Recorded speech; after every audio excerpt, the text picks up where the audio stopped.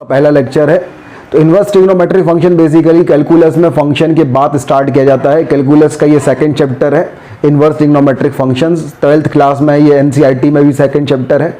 तो अगर मैं इनवर्स ट्रिग्नोमेट्रिक फंक्शन के बारे में बात करूं तो बेसिकली ट्रिग्नोमेट्री में अगर हमने देखूं तो ट्रिग्नोमेट्री में अपन ने कुछ फेजेस पढ़े थे। सबसे पहले अपन ने पढ़ा था ट्रिग्नोमेट्री फेज 1।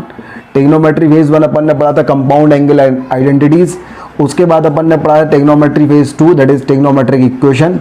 उसके बाद अपन पढ़ते हैं ट्रिग्नोमेट्री फेज 3। ट्रिग्नोमेट्री फेज 3 होता है हमारे पास सॉल्यूशन ऑफ ट्राइंगल। और उसके बाद होता है ट्रिग्नोमेट्री फेज 4। ट्रिग्नोमेट्री फेज 4 होता है इनवर्स ट्रिग्नोमेट्रिक फंक्शन। तो ये ट्रिग्नोमेट्री का ट्रिग्नोमेट्री फेज 4 है, inverse trigonometric function ITF। Trigonometry phase 5 जो होता है वो हाइट एंड डिस्टेंस होता है, जो आपने क्लास 10th में पढ़ा होगा। तो अब आज अपन स्टार्ट कर रहे हैं इनवर्स ट्रिग्नोमेट्रिक फंक्शन। देखिए इसके नाम में ही काम छुपा हुआ है। हमें बेसिकली क्या निकालना है, inverse of trigonometric function, inverse function of trigonometric functions. अपन ने ट्रिग्नोमेट्रिक फंक्शंस जो पढ़े हैं वो कितने पढ़े हैं, 6 पढ़े हैं। साइन, कॉस, टेन, कोसेक, सेक, कॉट, इन 6 फंक्शंस का जो इनवर्स फंक्शन निकालना है वो हमें सीखना है। तो उसके बारे में अपन को इसमें बात करनी है, that is inverse trigonometric function.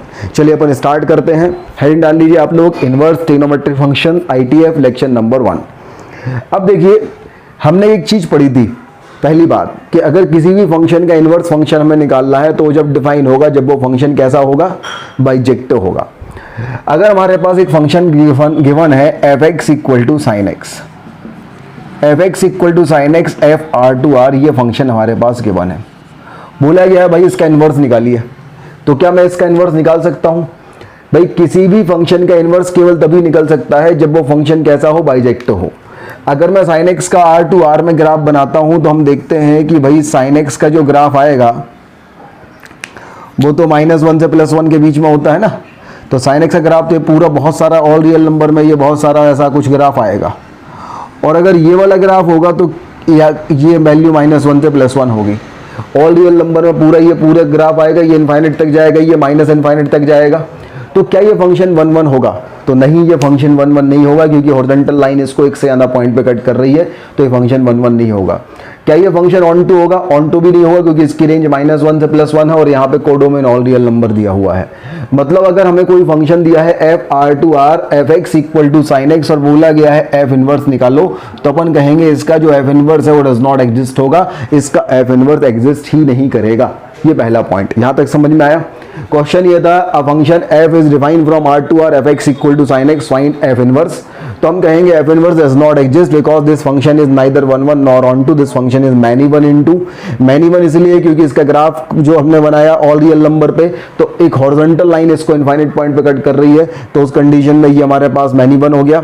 दूसरी चीज ये है इसकी रेंज -1 से +1 है और कोडोमेन ऑल रियल नंबर है, तो range is subset of codomain, तो इस कंडीशन में ये इनटू भी हो गया। तो this function is many one into मतलब इसका f इनवर्स डिफाइन नहीं होगा। तो पहला अपन नोट कर लिए ये चीज। इसके बाद फिर हमने कहा ठीक है चलो मैं थोड़ा सा चेंज कर देता हूं क्वेश्चन नंबर 2 में।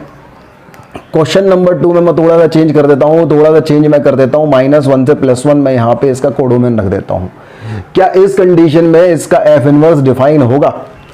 तो हमने कहा भाई यहाँ पे अगर अपन देखें तो इसका डोमेन रेंज जो है वो -1 से +1 है और कोडोमेन भी -1 से +1 है, तो दोनों बराबर हैं, तो ये फंक्शन ऑन टू तो हो रहा है। लेकिन चूंकि इसका डोमेन ऑल रियल नंबर है, तो ऑल रियल नंबर में अगर मैं इसका ग्राफ देखूं तो कुछ इस तरीके से होगा। तो अगर मैं कोई एक हॉरिजॉन्टल लाइन देखूं तो इसको मोर देन 1 पॉइंट पे कट करेगा, तो ये फंक्शन मैनी वन होगा। और अगर ये function many one onto हो गया मतलब ये फंक्शन बाइजेक्टिव नहीं होगा, और बाइजेक्टिव नहीं होगा तो f इनवर्स की वैल्यू डज नॉट एग्जिस्ट होगी इस वाले केस में भी। सही बात है। चलिए फिर ये अपने देखा सेकेंड वाला केस, यहां तक नोट कर लीजिए। सेकेंड वाले केस में भी f इनवर्स कैसा हो गया, डज नॉट एग्जिस्ट हो गया। ठीक है, फिर हमने थोड़ा सा और चेंज किया, केस नंबर 3 लिया मैंने, थर्ड केस लिया मैंने। चलिए ऐसा करते हैं, मैं आपको एक फंक्शन देता हूं f(x = sin x) और अभी भी आपसे ये बोला गया है इसका f इनवर्स डिफाइन करें, और फंक्शन दिया हुआ है मान लीजिए 0 से लेके 2π और इससे है -1 से लेके +1। क्या इसका इनवर्स निकाल सकते हैं? तो अभी भी आप क्या करेंगे, 0 से लेकर 2π में इसका ग्राफ बना के देखेंगे। अगर हम 0 से लेकर 2π में इसका ग्राफ बनाएंगे तो हमारे पास कुछ ऐसा ग्राफ बनेगा, ये होगा 0, ये होगा π, ये होगा 2π। ये वैल्यू जो है वो +1 होगी और ये वैल्यू जो है वो -1 होगी। तो क्या ये फंक्शन ऑन टू है? बिल्कुल ये ऑन टू है, क्योंकि इसकी रेंज -1 से +1 है और कोडोमेन जो है वो -1 से +1 है। रेंज और कोडोमेन दोनों इक्वल हैं, तो क्लियर है कि ये फंक्शन ऑन टू है। क्या ये फंक्शन 1 1 है? नहीं, 1 1 नहीं है, क्योंकि हॉरिजॉन्टल लाइन जो है मोर देन 1 पॉइंट पे कट कर रहा है, देख लीजिए। तो ये फंक्शन 1 1 नहीं है, अभी भी ये फंक्शन जो है वो मैनी 1 है। तो अगर ये फंक्शन मैनी 1 है और ऑन टू है, इसका मतलब ये फंक्शन बाइजेक्टो नहीं है, और बाइजेक्टो नहीं है तो इसका जो एफ इनवर्स है अभी भी डज नॉट एग्जिस्ट होगा। चलिए फिर अपन आगे बढ़ते हैं। तो अगला क्वेश्चन नंबर 4 मैं आपसे ही निकालने को बोल देता हूं, भाई डोमेन बताओ क्या हो। ठीक है, नेक्स्ट क्वेश्चन जो है वो ये है कि अगर हमारे पास कोई फंक्शन है f, ये डिफाइन है कोई सेट a से -1 से लेके +1, और जो f(x) है इसकी वैल्यू है sin x, f(x) की वैल्यू है sin x। क्वेश्चन में ये है given that f inverse exist, f inverse जो है वो एग्जिस्ट करती है, तो a की वैल्यू क्या होगी? f इनवर्स अगर एग्जिस्ट करता है तो a की वैल्यू क्या होगी, ये अपन को निकालना है। क्वेश्चन क्लियर हुआ अपन को? भाई क्वेश्चन बोला गया है कि एक हमारे पास फंक्शन है f, ये a से -1 से +1 में डिफाइन है, और f(x) इक्वल टू है sin x। बोला गया है कि अगर f इनवर्स x एग्जिस्ट करता है तो सेट a जो है इसकी वैल्यू क्या होगी। चलिए इसे अपन बनाएंगे ग्राफ से। तो अपन थोड़ा सा इज्जत से ग्राफ बनाते हैं अब sin x का। ठीक है, इज्जत से ग्राफ बनाने का मतलब ये थोड़ा सा अपन लिख लेते हैं यहाँ पे कि ये 1 होगा, यहाँ पे अपन लिख लेते हैं ये -1 होगा, ये y equal to -1, y equal to 0, y equal to +1, this is y x equal to π/2, pi 3π/2, 2π 5π/2, -π/2 -π -3π/2। तो ये x इक्वल टू हमारे पास हो जाएगा π/2, फिर ये हो जाएगा पाई, फिर ये हो जाएगा 3π/2, ये हो जाएगा 2π, ये हो जाएगा 5π/2, ये हो जाएगा -π/2 -π एंड -3π/2। ये हमारे पास है। अब अगर अपन साइन का ग्राफ बनाते हैं तो हमारे पास साइन का ग्राफ जो है कुछ इस तरीके से बनेगा, यहाँ पे और यहाँ पे। अब क्वेश्चन ये है कि भाई ये रेंज तो जो है वो -1 से +1 है और कोडोमेन भी -1 से +1 है, तो ये ऑन टू है। हम इसका डोमेन क्या रखें, इस सेट a की वैल्यू हम क्या रखें कि ये फंक्शन हमारे पास 1 1 भी हो जाए। तो बेसिकली अगर कोई फंक्शन ग्राफिकली 1 1 होता है तो हम अगर कोई हॉरिजॉन्टल लाइन ड्रॉ करते हैं तो हॉरिजॉन्टल लाइन उसको केवल एक ही पॉइंट पे कट करता है। अगर एक से ज़्यादा पॉइंट पे कट करेगा तो फंक्शन मैनी 1 हो जाएगा। तो हम इस ग्राफ का कौन सा पार्ट लें कि ये फंक्शन 1 1 हो जाए? ग्राफ का कौन सा पार्ट लें कि हॉरिजॉन्टल लाइन इसको केवल एक ही पॉइंट पे कट करे? तो देखिए, अगर मैं ये वाला पार्ट ग्राफ का लेता हूँ, ये वाला, अगर मैं ग्राफ का ये वाला पार्ट लेता हूँ तो इस वाले पार्ट में यहाँ पे वैल्यू -1 है, यहाँ पे वैल्यू +1 है। अगर मैं ये वाला पार्ट लेता हूँ और इस वाले पार्ट में आप कोई भी हॉरिजॉन्टल लाइन ड्रॉ करेंगे तो इसको केवल एक ही पॉइंट पे कट करेगा ग्राफ को, तो ये फंक्शन 1 1 हो जाएगा। और 1 1 हो जाएगा, ऑन टू ऑलरेडी है, तो f इनवर्स x एग्जिस्ट करेगा। तो हमारे पास a की जो है वो एक वैल्यू तो ये आ गई कि a की वैल्यू आप -π/2 से लेके π/2 रख सकते हैं, बहुत क्लोज रख सकते हैं, -1 +1 हो सकता है, कोई दिक्कत नहीं। अच्छा, दूसरी चीज़ ये है कि हम ऐसा करें, अगर ये वाला नहीं लेना है तो अपन ये वाला भी ले सकते हैं। देखो, अगर मैं यहाँ से लेके यहाँ तक का ग्राफ ले लूँ, एक ही बार 1 और एक ही बार -1 होना चाहिए। यहाँ पे 1 हो गया, यहाँ पे -1। अगर मैं यहाँ से लेके यहाँ तक का ग्राफ लेता हूँ तो इस ग्राफ को भी, ग्राफ के इस वाले पार्ट को भी कोई भी हॉरिजॉन्टल लाइन केवल एक ही पॉइंट पे कट करेगी। मतलब जब हमारे पास ये वाला ग्राफ होगा तब भी फंक्शन कैसा हो जाएगा, 1 1 होगा। और अगर इस वाले ग्राफ में हम देखें तो x की वैल्यू क्या हो रही है, π/2 से 3π/2 हो रही है। तो अपन या फिर x की वैल्यू π/2 से लेके 3π/2, इनमें से कोई भी एक ले सकते हैं, है ना, आइदर दिस और दिस। अच्छा, और आगे बढ़े तो हम ये वाला भी ले सकते हैं। देखो जरा, अगर मैं 3π/2 से लेके 5π/2 वाला ग्राफ ले लूं तो ये वाला ग्राफ भी सेम वही कंडीशन है, एक बार -1 और एक बार +1 हो रहा है। हॉरिजॉन्टल लाइन केवल एक ही पॉइंट पे कट करेगा, मतलब ये 1 1 होगा। मतलब एक ही वैल्यू जो है मैं ये भी ले सकता हूँ, 3π/2 से लेके 5π/2 ले सकता हूँ। अच्छा, अब यहाँ पे देखें अपन, तो यहाँ पे ये जो वैल्यू हमारे पास है -3π/2 से लेके -π/2। अगर मैं वैल्यू देखता हूँ x की -3π/2 से लेके -π/2, तो इसमें जो ग्राफ बन रहा है वो ये वाला ग्राफ बन रहा है। अभी भी हॉरिजॉन्टल लाइन इस वाले ग्राफ को केवल एक ही पॉइंट पे कट कर रही है। मतलब यहाँ पे हम x की वैल्यू जो है वो -3π/2 से लेके -π/2 ये भी ले सकते हैं। तो देखिए, हमारे पास a के पास इनफाइनाइट ऑप्शंस हो गए। अगर मैं एक ही बात करूं तो ए के पास इनफाइनाइट ऑप्शन होगा, एक ही वैल्यू या तो -π/2 से +π/2 ले लो, और केवल एक ही ले सकते हैं इनमें से, दूसरा नहीं ले सकते, क्योंकि अगर दो ले लिया तो फंक्शन मेनी वन हो जाएगा। तो या तो एक ही वैल्यू -π/2 से +π/2 ले लो, या π/2 से 3π/2 ले लो, या 3π/2 से 5π/2 ले लो, सिमिलरली या 5π/2 से 7π/2 ले लो, या 7π/2 से 9π/2 ले लो, सिमिलरली इस तरफ आ जाओ, या -3π/2 से -π/2 ले लो, या -5π/2 से -3π/2 ले लो। तो इस तरीके से हमारे पास एक ही इनफाइनाइट वैल्यूज पॉसिबल होंगी, इनमें से कोई एक वैल्यू हम एक ही रख देंगे तो फंक्शन इनवर्स, इसका इनवर्स फंक्शन डिफाइन होगा। सही बात है। तो inverse function can be define for infinite values of a, और इनमें से केवल एक ही वैल्यू के लिए ए इनवर्स जो एफ इनवर्स है वो डिफाइन होगा। तो ये हमारे पास क्वेश्चन हो गया, नोट कर लीजिए यहां तक। अगर हमारे पास ये डिफाइन होगा तो उस कंडीशन में हमारे पास एफ इनवर्स, अगर एफ की डिफाइन है ए से -1 से +1, तो एफ इनवर्स की वैल्यू हो जाएगी -1 से +1 से लेकर ए। और दूसरी अगर हमारे पास y की वैल्यू है sin x, तो इसका इन्वर्स अगर हम लेंगे तो x की वैल्यू हमारे पास sin इन्वर्स y आएगी। तो f इन्वर्स y की वैल्यू क्या जाएगी, sin इन्वर्स y। तो f इन्वर्स x की वैल्यू हमारे पास क्या जाएगी, sin इन्वर्स x। एक बात आपको ध्यान रखना है कि जो sin इन्वर्स x है, sin inverse x is not equal to sin x का पावर -1। sin x का पावर -1 1/sin x होगा, मतलब cos x होगा, मतलब, लेकिन sin इनवर्स x ऐसा नहीं होगा। sin इनवर्स x एक अलग फंक्शन है और sin x की पावर -1 एक अलग फंक्शन है। तो अगर हम देखें कि अगर हमारे पास कोई फंक्शन डिफाइन है a से -1 से +1, तो उस कंडीशन में हमारे पास f इनवर्स डिफाइन होगा -1 से +1 से लेके a, और f इनवर्स की वैल्यू हो जाएगी sin इनवर्स x। अब यहाँ पे इस बार हम जो पॉइंट आपको समझाने वाले हैं वो क्या है वो समझ लीजिए भाई। हमारे पास अब जो domain of sine inverse x की बारे में अगर हम बात करें यहाँ से, तो domain of sine inverse x जो है वो क्या हो जाएगा, वो क्या हो जाएगा, -1 से लेके +1। मतलब x की वैल्यू क्या हो जाएगी, -1 से लेके +1। और अगर मैं range of sine inverse x के बारे में बात करूं, तो range of sine inverse x मतलब हमारे पास जो y की वैल्यू है ये क्या हो जाएगी, टेंडिंग टू a। और एक ही इनफाइनाइट वैल्यू है, या तो ये होगी या ये होगी, कोई एक, लेकिन इनफाइनाइट केस पॉसिबल है।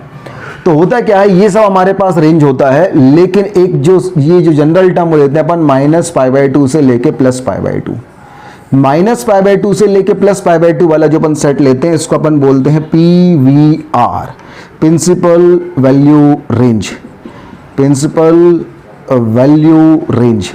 तो हमारे पास जो है साइन इनवर्स x का जो रेंज होगा वो क्या हो जाएगा, -π/2 से +π/2।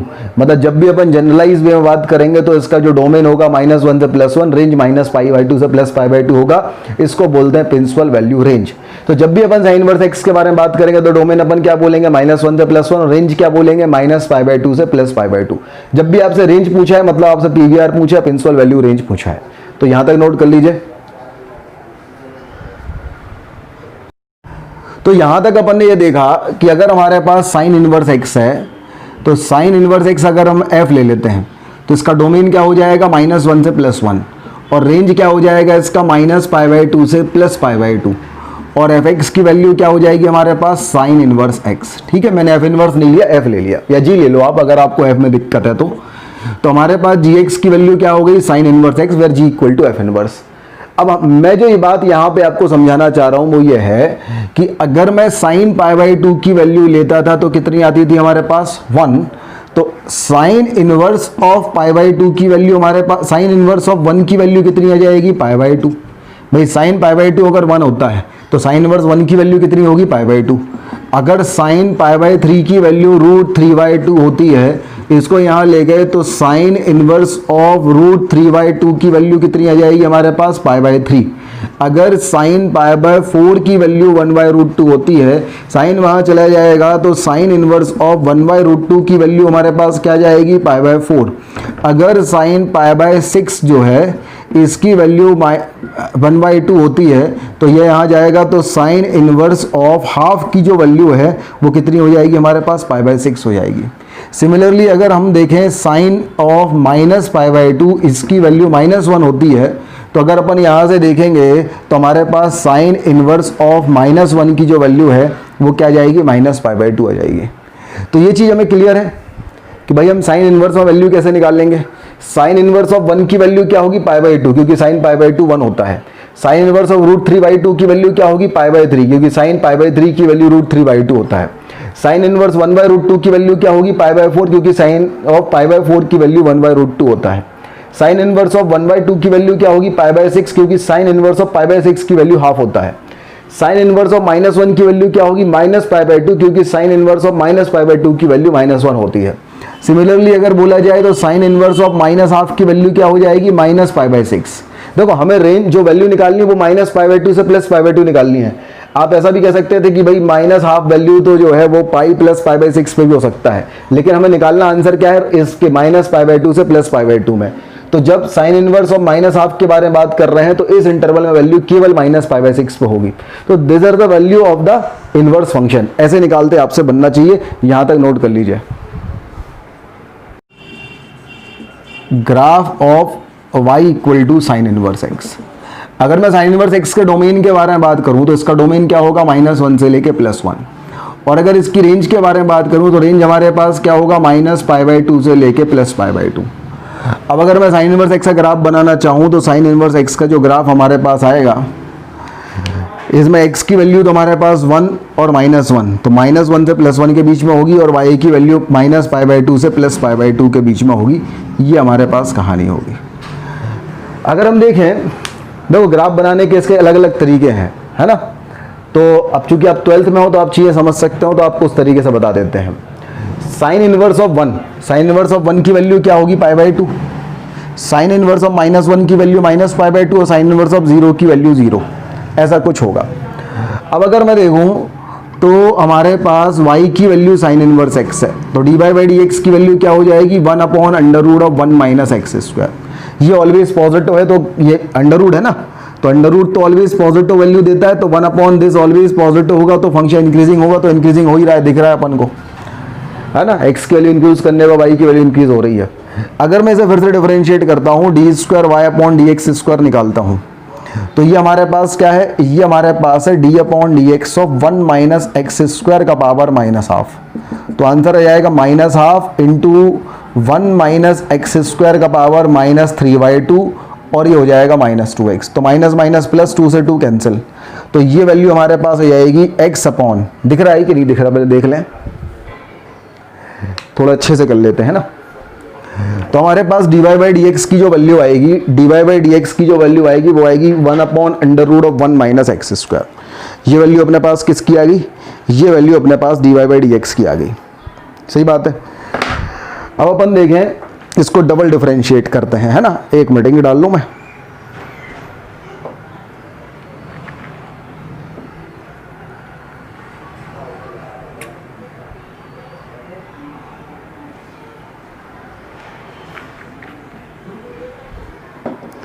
अब इसको अपन डबल डिफरेंशिएशन करते हैं, तो डबल डिफरेंशिएशन के लिए पहले आप इतना नोट कर लीजिए, है ना। हमारे पास जो dy/dx की वैल्यू थी, dy/dx की वैल्यू थी हमारे पास 1/√1 - x²। अगर मैं एक बार और डिफरेंशिएट करता हूं तो d²y/dx², इसकी वैल्यू होगी d/dx ऑफ 1 - x² का पावर -½ तो इसका डिफरेंशिएशन आ जाएगा -½ इंटू 1 - x² का पावर -3/2, और 1 का डिफरेंशिएशन 0 -x² का -2x, तो 2 से 2 कैंसिल, माइनस प्लस, तो x/1 - x² का पावर 3/2, चलो ऐसे ही रहने देते हैं। अब अपन आगे बढ़ते हैं। अब देखो x की वैल्यू तो -1 से +1 है, तो जब x -1 से +1 होगा तो 1 - x² तो ऑलवेज पॉजिटिव होगा, तो इसका साइन ये x डिसाइड करेगा। तो जब x पॉजिटिव होगा तो ये पॉजिटिव होगा, जब x नेगेटिव होगा तो ये नेगेटिव होगा। x पॉजिटिव होगा तो इसका जो सेकंड डेरिवेटिव है ये पॉजिटिव होगा, और जब x नेगेटिव होगा तो सेकंड डेरिवेटिव नेगेटिव होगा। तो जब x पॉजिटिव होता है, x पॉजिटिव होगा, सेकंड डेरिवेटिव पॉजिटिव होगा, तो इसका कैसा ग्राफ बनता है, जब ये 0 है, 0 1 -1, f'(x) की वैल्यू यहाँ पॉजिटिव है, यहाँ नेगेटिव है। पॉजिटिव है तो कॉनकेव अपवर्ड्स होता है, और नेगेटिव होता है तो कॉनकेव डाउनवर्ड्स होता है। कॉनकेव अपवर्ड्स मतलब यहाँ से यहाँ पहुँचने का जो इसका तरीका होगा वो कैसा होगा, कुछ इस तरीके से होगा, और कॉनकेव डाउनवर्ड मतलब कुछ इस तरीके से होगा। भाई देखो ये ग्राफ कॉनकेव अपवर्ड्स होता है ना, इस लाइन के पूरा ऊपर है तो कॉनकेव अपवर्ड्स, इस लाइन के पूरा नीचे है तो कॉनकेव डाउनवर्ड। ये वाली जो लाइन अपन ड्रॉ करते हैं इसका पूरा ऊपर है तो कॉनकेव अपवर्ड्स, जब इसका पूरा नीचे है तो कॉनकेव डाउनवर्ड। तो हमारे पास जो इसका ग्राफ बनेगा वो कुछ इस तरीके से ग्राफ बनेगा। तो graph of sine inverse x के बारे में अगर अपन बात करेंगे तो कुछ इस तरीके से साइन इनवर्स एक्स का ग्राफ होगा। तो अपन नोट कर लें, this is the graph of sine inverse x. अच्छा, इस ग्राफ के बारे में अगर अपन देखें तो ये बाउंडेड है, बिल्कुल बाउंडेड है, क्योंकि इसकी वैल्यू -1 से +1 हो रही है तो ये बाउंडेड है। रेंज इसकी -1 से +1 है ना, तो ये बाउंडेड है। क्या ये फंक्शन इवन है? नहीं, इवन तो नहीं है क्योंकि सिमेट्रिक अबाउट वाई एक्सिस नहीं है। क्या ये फंक्शन ऑड है? तो बिल्कुल ऑड है क्योंकि ऑरिजिन के अबाउट सिमेट्रिक है। देखो आप ये यहाँ ऊपर बढ़ रहा है तो यहाँ नीचे बढ़ रहा है, तो ये साइन इनवर्स एक्स जो है ये ऑड फंक्शन होता है। दूसरी चीज ये है, क्या ये फंक्शन पीरियोडिक है? तो पीरियोडिक नहीं है, पीरियोडिक भी नहीं है ये, तो नोट कर लीजिए यहाँ तक, फिर अपन आगे बढ़ते हैं। चलिए, तो ये अपन ने साइन इनवर्स के बारे में बात करी। अपन बात करते हैं कॉस इनवर्स एक्स। अगर हमारे पास कोई फंक्शन है that is y = cos inverse x, तो अगर हम इसके डोमेन के बारे में बोलें तो इसका डोमेन होता है -1 से लेके +1, और इसकी जो रेंज होती है वो रेंज होती है 0 से लेके पाए। क्यों होता है? अपन एक बार कॉस एक्स का ग्राफ बनाए तो हमें क्लियर हो जाएगा। भाई जो कॉस एक्स का ग्राफ होता है, अगर अपन कॉस एक्स का ग्राफ बनाते हैं तो हमारे पास कॉस एक्स का ग्राफ कुछ इस तरीके से आता है। This is the graph of cos x. अब हमें चाहिए वैल्यू कुछ ऐसी कि जिसमें फंक्शन 1 1 हो, तो हमने एक वैल्यू तो ये ले ली 0, 0 पे वैल्यू 1 हो रही थी, फिर यहाँ से लेके हमने यहाँ तक की वैल्यू ले ली, ये हो गए पाई, यहाँ पे वैल्यू -1 हो रही थी। तो अगर हम ये वाला ग्राफ लेते हैं 0 से लेके पाई वाला, तो ये फंक्शन कैसा हो जाएगा? 0 से पाई में 1 1 हो जाएगा, तो इसलिए इसकी PVR क्या हो जाएगी? 0 से पाई, और डोमेन क्या हो जाएगा? -1 से +1। ये कॉस इनवर्स एक्स होता है। अब कुछ वैल्यूज़ आपको निकालनी है, जैसे मान लीजिए अगर मैंने बोल दिया भाई कॉस इनवर्स ऑफ 0 की वैल्यू निकाली है, कॉस इनवर्स ऑफ 1 की वैल्यू निकाली है, कॉस इनवर्स ऑफ -1 की वैल्यू निकाली है, कॉस इनवर्स ऑफ 1/2 की वैल्यू निकाली है, और कॉस इनवर्स ऑफ -1/2 की वैल्यू निकाली है। तो निकालिए, पहले ये वैल्यूज़ निकालेंगे अपन। तो अगर अपन देखें कॉस इनवर्स 0, तो कॉस π/2 की वैल्यू 0 होती है, तो कॉस इनवर्स 0 की वैल्यू तो होगी π/2। कॉस इनवर्स 1, तो कॉस 0 की वैल्यू 1 होती है तो कॉस 1 की वैल्यू होगी 0। कॉस पाई की वैल्यू -1 होती है तो कॉस इनवर्स -1 की वैल्यू होगी पाई।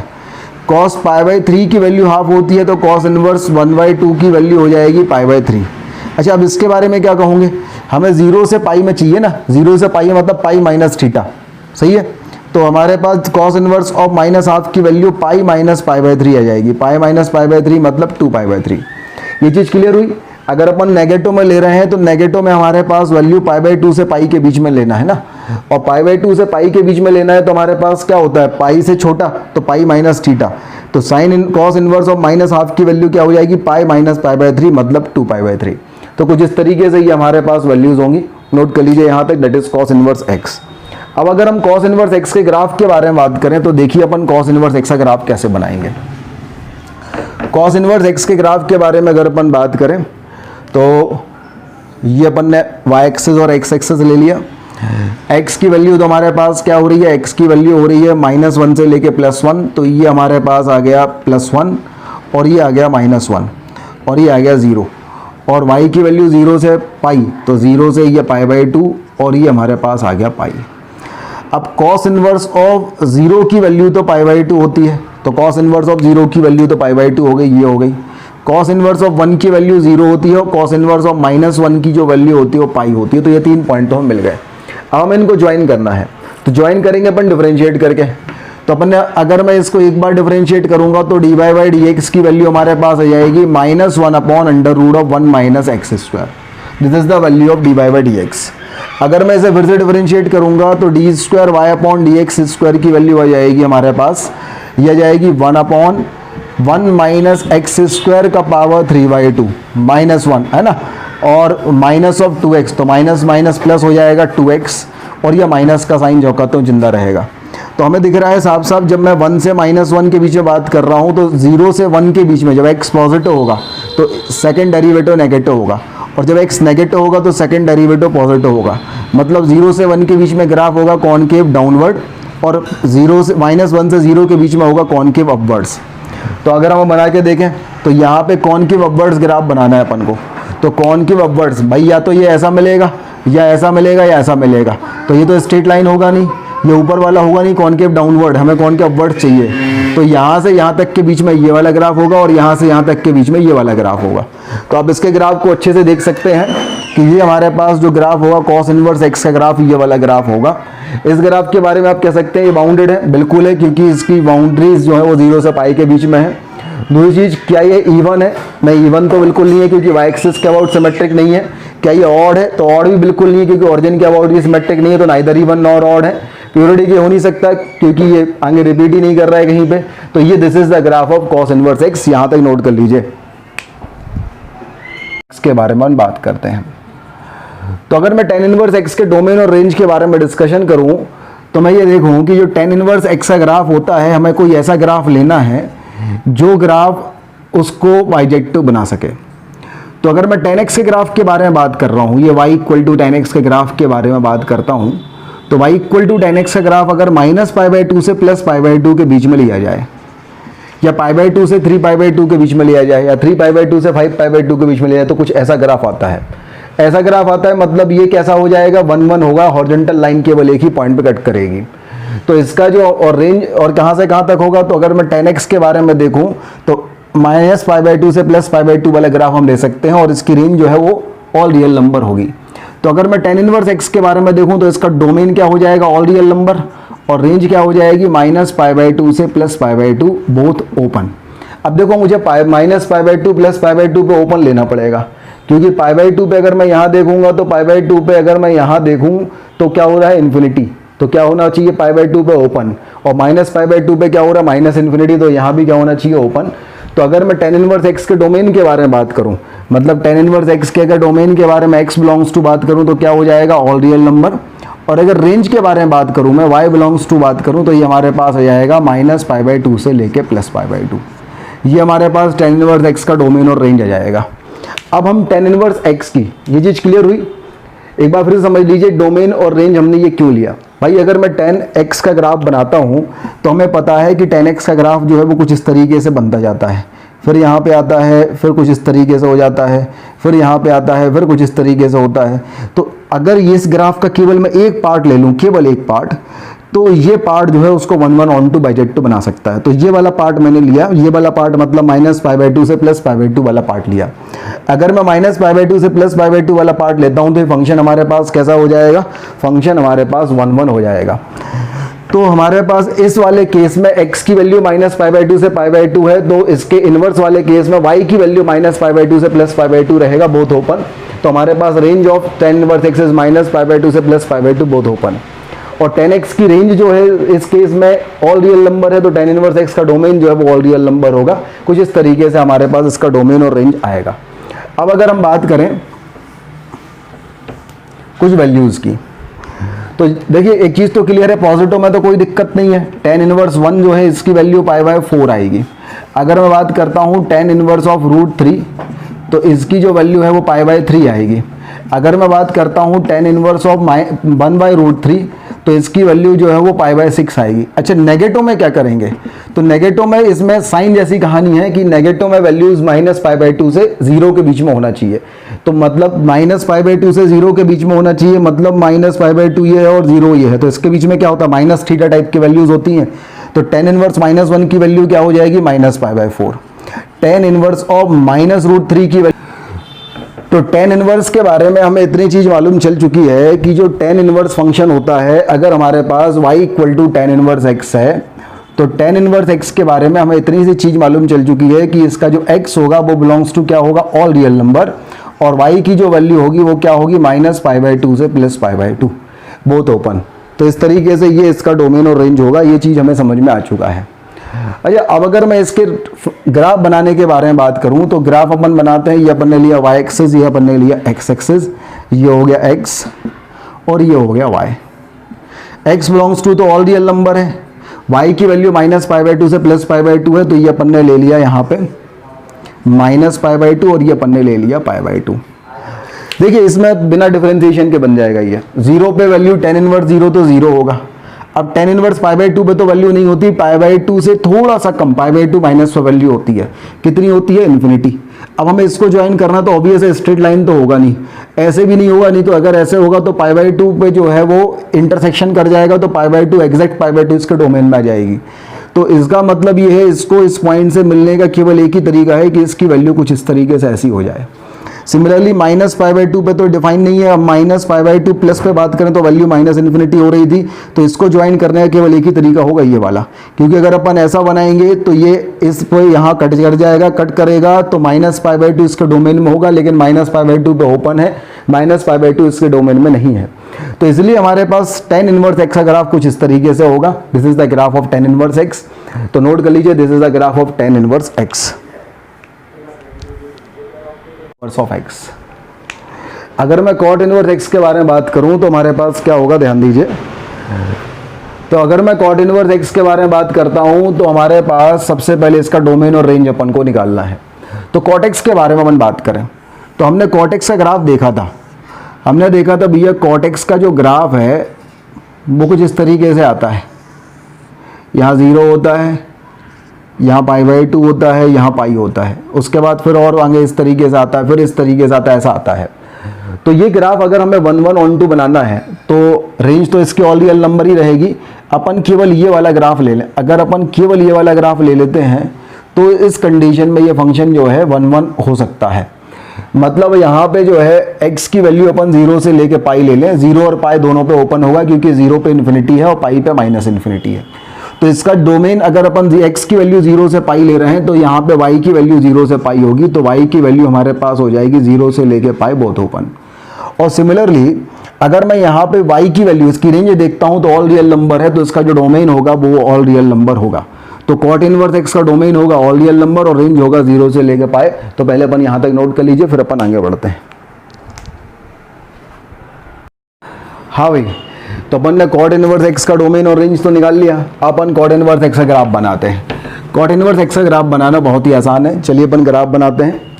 हमने कहा भाई हमारे पास ये जो है ये है 0, ये है पाई बाई 2 और ये है पाई। अब cot के बारे में बात करें तो cot inverse of 0, cot inverse of 0 की वैल्यू कितनी हो जाएगी, पाई बाई 2 हो जाएगी। तो cot इनवर्स ऑफ 0 की वैल्यू तो अपने पास हो गई पाई बाई 2। फिर अपन आगे बढ़े। अब देखिए cot ऑफ 0 प्लस की वैल्यू, cot का अगर अपन ग्राफ देखते थे ना, ये cot की वैल्यू होती थी 0, ये होती थी पाई, ये होती थी पाई बाई 2 पाई।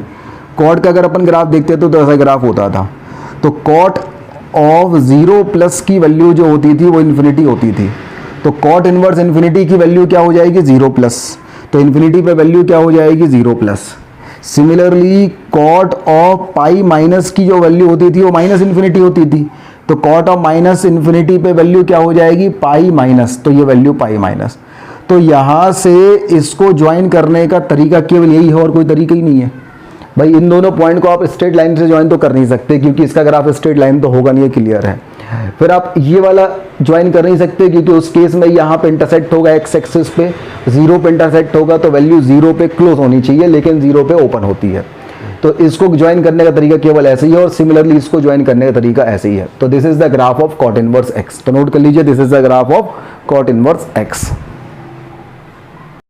चलिए cot इनवर्स x के बाद हम आते हैं sec इनवर्स x पे। अगर हमारे पास है sec इनवर्स x, इसका अपन डोमेन रेंज के बारे में चर्चा करें तो भाई अगर अपन sec x का ग्राफ बना के देखें तो sec x का जो ग्राफ होता था वो कैसा होता था भाई, ऐसा होता था कि इसकी जो वैल्यू है sec x की वो कैसी होती थी, 1 से इन्फिनिटी और माइनस इन्फिनिटी से -1, कुछ ऐसी हमारे पास वैल्यू होती थी sec की। ये x एक्सिस है, ये y एक्सिस है। ये हमारे पास यहाँ पे हो जाएगा पाई बाई 2, ये हो जाएगा माइनस पाई बाई 2, और फिर यहाँ पे हमारे पास जो है ये पाई, ये हो जाएगा 3 पाई बाई 2 और यहाँ पे वैल्यू -1। ये कुछ ऐसा ग्राफ होता था। तो हमें अब ऐसा ग्राफ का वो वाला पार्ट लेना है जिसके लिए जो sec x है, y equal to sec x है, वो sec x कैसा हो जाए, sec x एक मोनोटोनिक फंक्शन हो जाए, sec x 1 1 फंक्शन हो जाए, है ना। अब 1 1 फंक्शन किस वाल कब होगा, 1 1 फंक्शन होगा जब मैं यहाँ से ये वाला पार्ट ले लूँगा, ये वाला, और ये वाला पार्ट ले लूँगा। तो अगर मैं इसका रेंज देखूं इस केस में तो क्या हो रहा है, 0 से π/2 और π/2 से पाई, मतलब यहाँ पे x की वैल्यू मैंने ले ली 0 से π/2, 0 से पाई, 0 भी हो सकता है, पाई भी हो सकता है, बट π/2 नहीं हो सकता। तो ये जो मैंने डोमेन लिया, ये क्या लिया, x की वैल्यू 0 से लेके पाई एक्सेप्ट π/2, तो x की वैल्यू 0 से लेके पाई माइनस π/2 हो गई। अच्छा, y की वैल्यू क्या हो गई इस वाले केस में, y की वैल्यू हो गई 1 से लेके इन्फिनिटी, और ये हो गई ये वाला पार्ट माइनस इन्फिनिटी से -1, माइनस इन्फिनिटी से -1 यूनियन हो गया 1 से लेके इन्फिनिटी। अब अगर मुझे सेक इनवर्स डिफाइन करना है तो इसका x क्या होगा, जो इसका y था, तो इसमें x की वैल्यू हो जाएगी माइनस इन्फिनिटी से लेके -1, और यूनियन हमारे पास हो जाएगा 1 से लेके इन्फिनिटी। और y की वैल्यू क्या हो जाएगी, जो इसमें x था, और x क्या था 0 से पाई, तो 0 से पाई बहुत क्लोज माइनस π/2। तो ये अपन ने सेक इनवर्स x का डोमेन और रेंज निकाल लिया। अब अगर मैं सेक इनवर्स x के ग्राफ के बारे में बात करूं, चलिए ग्राफ भी अपन यही बना देते हैं। तो ग्राफ बनाने के लिए ये हमारे पास हो गया x, ये अपने पास हो गया y। अब हमारे पास जो है ये हमने ले लिया 1, ये ले लिया -1, ये हो गया π/2, ये हो गया पाई, तो ये हो गया 0 1 -1, और ये आ गया π/2, और ये आ गया पाई। अपन देखें जरा यहाँ पे, तो सेक ऑफ 0 की वैल्यू क्या हो रही थी 1, तो सेक इनवर्स 1 की वैल्यू क्या हो जाएगी 0। सिमिलरली सेक ऑफ पाई की वैल्यू क्या हो रही थी -1, तो सेक इनवर्स ऑफ -1 की वैल्यू क्या हो जाएगी पाई। फिर इसके बाद यहाँ पे वैल्यू थी π/2 माइनस, तो π/2 माइनस पे वैल्यू क्या हो रही थी प्लस इन्फिनिटी, तो प्लस इन्फिनिटी पे वैल्यू हमारे पास क्या हो जाएगी, प्लस इन्फिनिटी पे वैल्यू होगी π/2 माइनस, यहाँ नीचे होगा π/2 माइनस, ये होगा। सिमिलरली π/2 प्लस पे वैल्यू क्या हो रही थी माइनस इन्फिनिटी, तो माइनस इन्फिनिटी पे वैल्यू हमारे पास क्या होगी π/2 प्लस, ये होगा। तो अगर हम इसको ज्वाइन करें तो इसको ज्वाइन करने का केवल ये तरीका होगा, और इसको ज्वाइन करने का केवल ये तरीका होगा। तो this is the graph of sec inverse x। तो अगर अपन डोमेन देखें तो 1 से इन्फिनिटी है, और -1 से माइनस इन्फिनिटी, मतलब माइनस इन्फिनिटी से -1। रेंज देखा तो देखो 0 से लेके पाई पूरा आ रहा है, बट π/2 नहीं आ रहा है, तो इसका रेंज है ये। तो इस तरीके से हमने सेक इनवर्स x का ग्राफ बना दिया, यहाँ तक नोट कर लीजिए। सेक इनवर्स x के बाद अपन देखते हैं कॉसेक इनवर्स x के बारे में। अगर y इक्वल टू हमारे पास है कॉसेक इनवर्स x, तो कॉसेक इनवर्स x को निकालने के पहले अपन कॉसेक x के ग्राफ बना लेते हैं। तो कॉसेक x का अगर अपन ग्राफ बनाते हैं तो कॉसेक x का जो ग्राफ है ये हमारे पास 1 है, ये 0 है, ये -1 है, ये 0 है, ये +1 है, ये x एक्सिस है, ये y एक्सिस है। अगर अपन इसका ग्राफ देखते थे तो इसका ग्राफ हमारे पास कुछ ऐसा आता है, ये 0 π/2 π/2 पे तो वैल्यू 1 होती थी, और ये अपर कप आ जाता था। सिमिलरली यहाँ पे अगर अपन देखें तो ये -π/2 और ये -π, -π/2 वैल्यू -1 होती थी, और ये लोअर कप आ जाता था। इस तरीके का ग्राफ इसका आगे बढ़ता था, और इस तरफ का यहाँ भी आगे बढ़ता था। This is the graph of cosec x। अब हमें बनाना है इसको 1 1, तो 1 1 बनाना है तो अपन ऐसा करें, अपन ये वाला ग्राफ ले लें यहाँ से यहाँ तक का, और ये वाला ग्राफ ले लें यहाँ से यहाँ तक का। तो अगर मैं ये वाला ग्राफ देखता हूँ तो इस वाले ग्राफ में हॉरिजॉन्टल लाइन केवल एक ही पॉइंट पे कट करेगी। तो यहाँ पे x की वैल्यू अपन ने क्या ली है, यहाँ ली है -π/2 से 0, और यहाँ लिया है 0 से π/2। तो हमने x की वैल्यू ले ली -π/2 से +π/2, बोथ क्लोज, बट -0 क्योंकि 0 नहीं है यहाँ पे। दूसरी चीज़ अपन ने देखा y की वैल्यू क्या है, यहाँ पे y की वैल्यू है -इन्फिनिटी से लेके -1, और यूनियन हमारे पास है 1 से लेके इन्फिनिटी। तो अगर मैं कॉसेक इनवर्स x के बारे में बात करूँ तो इसका डोमेन क्या होगा, इसका डोमेन वो होगा जो कॉसेक इनवर्स की रेंज, कॉसेक की रेंज थी, और कॉसेक की रेंज ये थी। तो इसका डोमेन हो जाएगा -इन्फिनिटी से लेके -1, यूनियन हो जाएगा 1 से लेके इन्फिनिटी। और इसकी रेंज क्या होगी, जो इसका डोमेन था, और डोमेन क्या था -π/2 से लेके +π/2 एक्सेप्ट 0, ये इसका डोमेन था। अब अपन इसका ग्राफ बना देते हैं। ग्राफ बनाना इसका बहुत आसान है। तो देखते हैं भाई, ये अपन ने y एक्सिस ले लिया, x एक्सिस ले लिया, और ये अपन ने ले लिया π/2, ये हो गया -π/2, 0 x, सॉरी ये हो गया 1, ये हो गया -1। यहाँ ऊपर अपन ने ले लिया π/2, और नीचे अपन ने ले लिया -π/2। अब अपन ने देखा यहाँ पे कॉसेक π/2 की वैल्यू 1 थी, तो कॉसेक इनवर्स 1 की वैल्यू क्या होगी π/2। कॉसेक -π/2 की वैल्यू -1 थी, तो कॉसेक -1 की वैल्यू क्या होगी -π/2। अब यहाँ 0 पे नॉट डिफाइन था, 0 प्लस पे वैल्यू +इन्फिनिटी थी, तो प्लस इन्फिनिटी पे वैल्यू क्या हो जाएगी 0 प्लस, तो ये ग्राफ कुछ इस तरीके से बन जाएगा। 0 माइनस पे वैल्यू माइनस इन्फिनिटी थी, तो माइनस इन्फिनिटी पे वैल्यू क्या हो जाएगी 0 माइनस, तो ये ग्राफ कुछ इस तरीके से बन जाएगा। तो this is the graph of cosec inverse x. अगर मैं कॉसेक इन्वर्स एक्स के डोमेन के बारे में बात करूं तो क्या हो जाएगा 1 से इन्फिनिटी एंड माइनस इन्फिनिटी से -1, और रेंज अगर देखूं तो -π/2 से +π/2 पूरा हो रहा है एक्सेप्ट 0। तो this is the graph of cosec inverse x. तो नोट कर लीजिए, अपन ने ट्रिग्नोमेट्रिक फंक्शंस की ग्राफ पढ़ ली है, नोट कर लीजिए यहाँ तक। हाँ भाई, तो यहाँ तक अपन जो है इन्वर्स ट्रिग्नोमेट्रिक फंक्शन के डोमेन, रेंज और ग्राफ पढ़ चुके हैं। अपन इनकी जनरल वैल्यूज़ निकालना समझते हैं, प्रिंसिपल वैल्यूज़ निकालना समझते हैं। देखिए, हमें एक चीज़ बहुत अच्छे से क्लियर होना चाहिए कि हमारे पास जो y = साइन इन्वर्स एक्स है ना, इसका जो डोमेन है वो तो -1 से +1 है, और जो इसकी जो रेंज है साइन इन्वर्स एक्स की वो क्या है -π/2 से लेके +π/2 बहुत क्लोज। ये क्लियर होना चाहिए, याद होना चाहिए आपको। अगर y = हमारे पास कॉस इन्वर्स एक्स है, अगर कॉस इन्वर्स एक्स है तो इसका डोमेन तो -1 से +1 है, लेकिन इसकी जो रेंज है वो क्या है 0 से लेके y बहुत क्लोज। सिमिलरली अगर हमारे पास y = tan इन्वर्स एक्स है, तो tan इन्वर्स एक्स का जो डोमेन है वो तो ऑल रियल नंबर है, लेकिन इसकी रेंज क्या है -π/2 से +π/2 बहुत ओपन। अगर हमारे पास y = cot इन्वर्स एक्स है, कॉट इन्वर्स एक्स का जो डोमेन है वो तो ऑल रियल नंबर है, लेकिन इसका जो रेंज है वो क्या है -0 से लेके पाई बहुत ओपन।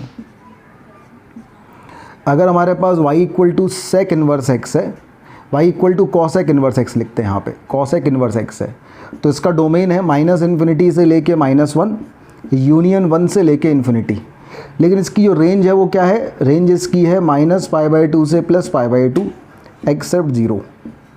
और अगर हमारे पास y = सेक इन्वर्स एक्स है, तो इसका जो डोमेन है मतलब x बिलोंग्स टू है -इन्फिनिटी से लेके -1 यूनियन है 1 से लेके इन्फिनिटी, तो y की वैल्यू है 0 से लेके पाए बहुत क्लोज -π/2। तो ये हमारे पास डोमेन और रेंज, बेसिकली ये कौन सी रेंज है PVR, प्रिंसिपल वैल्यू रेंज है। तो ये अपन को बहुत अच्छे से याद होनी चाहिए। अगर अपन को ये याद होती है तभी अपन आगे कुछ क्वेश्चन सॉल्व कर सकते हैं। तो पहले इसको एक बार आप लोग नोट कर लीजिए।